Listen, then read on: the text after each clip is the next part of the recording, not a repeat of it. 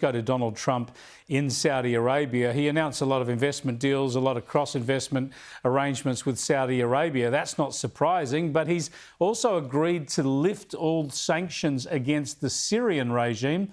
Here's Donald Trump.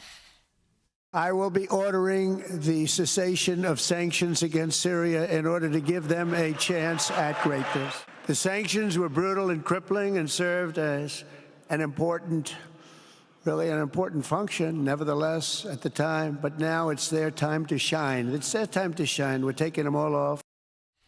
What's going on here, Peter? Is this the US trying to encourage a disengagement of Syria from Iran's reign of influence?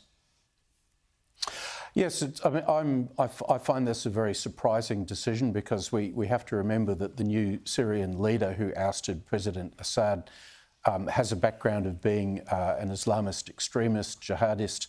But I guess the American judgment is that they can encourage a movement perhaps towards a more open society where growth and investment will take place, and we can pry the Syrians away from the remnants of a Russian military presence. So it may be worth trying, but I hope that the Americans go into this with a significant degree of caution, because we just don't know what the new regime is really going to look like. Yeah. And there've certainly been cases of very ugly violence meted out against the old regime, which no one can approve of. And so, you know, they're still on trial, I think, as far as I'm concerned.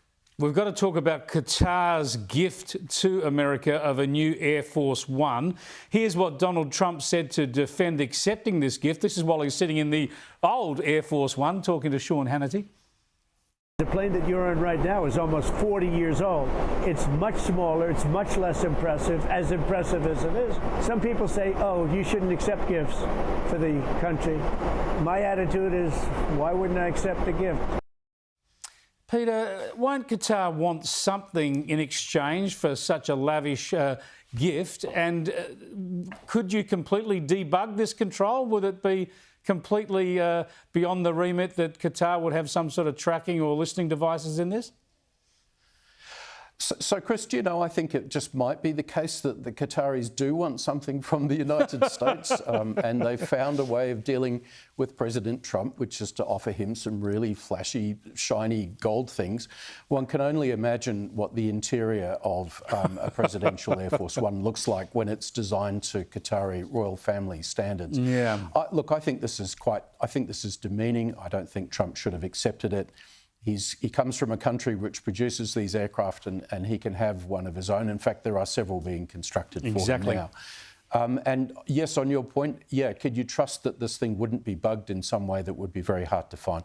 Of course not. You really would have to be worried about that. Yeah, leave it behind. Thanks for the offer, but perhaps they could do something for poorer nations would be my advice. Thanks for joining us, Peter. I appreciate it.